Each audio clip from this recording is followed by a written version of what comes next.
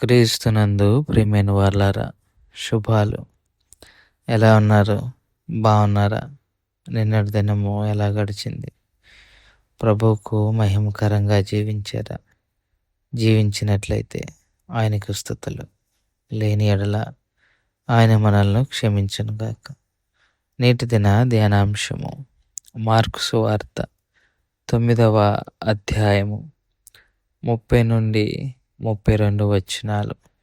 Mark సువార్త 9వ అధ్యాయము 30 నుంచి 32 వచనాలు. వారక్కడ నుండి బయలుదేరి గలిలయ గుండా వెళ్ళుచుండిరి. అది ఎవనికిని తెలియట ఆయనకి ఇష్టము లేకపోయాను. ఎలయనగా ఆయన తన శిష్యులకు బోధించుచు, మనుష్య కుమారుడు మనుషుల చేతికి అప్పగింపబడుచున్నాడు, వారు ఆయనను చంపెదరు, చంపబడిన 3 దినములకు ఆయన లేచునని వారితో చెప్పెను.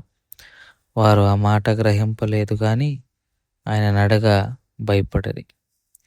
దేవుని వాక్యాన్ని మన వినికిల్లో దీవించి ఆశీర్వదించునుగాక. యేసుక్రీస్తు ప్రభువారు దెయ్యములు వెళ్ళగొట్టిన తర్వాత తమ వల్ల అది ఎందుకు సాధ్యపడలేదని శిష్యులు అడిగినప్పుడు వారికి సమాధానం చెప్తూ, ఇది ప్రార్థన వలనే సాధ్యం తప్ప మామూలుగా సాధ్యపడదు అని వారికి వివరణ ఇచ్చిన తర్వాత యేసు ప్రభువారు అక్కడి నుండి గలిలయ గుండా వెళ్ళిపోవటం జరుగుతుంది. ఇక బహుశా గలిలయ ప్రాంతంలో ఇక అది ఆయన చివరి పరిచర్య కావచ్చు. మార్కు సువార్త 1వ అధ్యాయం 14వ వచనంలో గలిలయ ప్రాంతంలో సువార్తను ప్రారంభించారు. చివరిగా గలిలయలో నాకు తెలిసి బహుశా ఇదే చివరి పరిచర్య అవ్వచ్చు, సువార్త పరిచర్య అవ్వచ్చు. ఆ తర్వాత ఇక ఆయన చిన్నగా తన యొక్క చివరి రోజులలోకి గడియల్లోకి ప్రవేశించబోయే పరిస్థితి వస్తుంది. అందుకే ఆయన ఇంకా గలిలయ విడిచి వెళ్ళిపోవటం అన్నది ఎవరికి తెలియటం ఆయనకి ఇష్టం లేదు.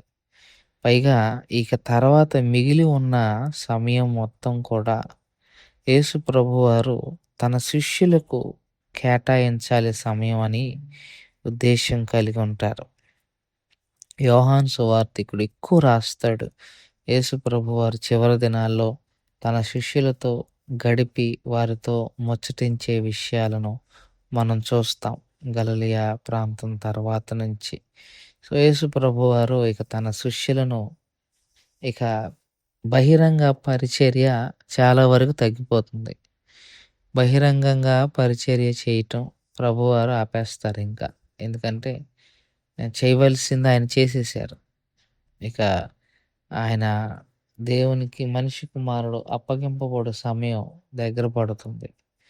ఇక ఆయన ఉద్దేశం తన తర్వాత పరిచర్య భారాన్ని ముందుకు తీసుకొని వెళ్ళవలసిన వారైన శిష్యులతో యేసు ప్రభువారు ప్రత్యేకంగా వారితో గడపాలని ఆయన వాళ్ళకి నేర్పాలన్న ఉద్దేశంలో ఆయన ఉంటారు. అందులో భాగంగానే వారితో మాట్లాడుతూ, మనిషి కుమారుడు మనుష్యుల చేతికి అప్పగింపబడుచున్నాడు, వారు ఆయనను చంపెదరు, చంపబడిన 3 దినములో ఆయన లేచునని వారితో చెప్పాను. సో 3 విషయాలు చెప్పారు. అప్పగింపబడతాడు, చంపబడతాడు, తిరిగి లేస్తాడు. యేసు ప్రభువారు తన శిష్యులకు నెక్స్ట్ జరగబోయే సంఘటన ఒకటి, ఆయన అప్పగింపబడతాడు. మనుషుల చేతికి ఆయన అప్పగింపబడతాడు. మనుషుల చేతికి అప్పగింపబడతాడు అని అంటే ఇప్పటి వరకు దేవుడు మనుషుల చేతికి ఆయన దొరకకుండా కాపాడాడు. ఎందుకంటే సమయం రాలా. లేకపోతే ఇప్పటికే ఆయన పట్టుకోవాలని చాలానే మంది ఎదురు చూస్తూ ఉన్నారు. అందుకే మనుషుల చేతికి ప్రభువారిని అప్పచెప్పలేదు. కారణం ఏంటంటే ఆయన పరిచర్య ఇంకా అవ్వలా.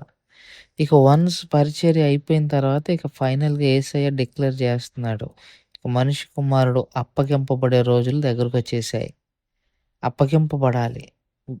మీరు తర్వాత వచనాన్ని చూస్తే వారు ఆ మాట గ్రహింపలేదు. ప్లస్ అడగటానికి కూడా భయపడ్డారు. వారికి అర్థం కాలేదు. అప్పగింపబడటం ఏంటి? చంపబడటం ఏంటి? ముందేమో మనిషి కుమారుడు చనిపోతాడు, తిరిగి లేస్తాడని అంటున్నారు. ఇప్పుడేమో అప్పగింపబడతాడు, చంపబడతారంటే సహజ మరణం కాదు. తాను చంపబడబోతున్నాడన్న విషయం వారికి వివరించడంతో వారు కొద్దిగా కన్‌ఫ్యూజన్‌లో ఉన్నారు. అసలు యేసయ్య మరణాన్నే జీర్ణించుకోలేకపోతే, యేసయ్య చంపబడతాం అన్నది అసలు వారి పరిధిలో లేని అంశం. అందుకే వారు ఆయన్ని అడగటానికి భయపడి వేరుస్తారు. అయితే యేసుప్రభువారు అప్పగింపబడటం, చనిపోవటం, పునరుద్ధానుడై తిరిగి లేవటం అన్నది మానవాళి క్షేమము, మానవాళి ప్రయోజనం కొరకే అని మనవి చేసుకుంటూ ఈ మాటలను ఇంతటితో ముగించుకుంటున్నాను. దేవుడు దీవించి ఆశీర్వదించును గాక. ప్రార్థన చేసుకుందాం. మమ్మల్ని మిక్కిలిగా ప్రేమించిన మా ప్రియ పరలోకపు తండ్రి, మీ పాదాలకు స్తోత్రాలు. చెప్పబడిన వాక్యాన్ని బట్టి మీకు స్తోత్రాలు. విన్న వాక్యం మా హృదయంలో భద్రపరుచుకొని వాక్యానుసారంగా జీవించగలిగిన కృపాభాగ్యం దయచేయమని యేసు నామములో అడిగి వేడుకుంటున్నాం తండ్రి. ఆమేన్. God bless you.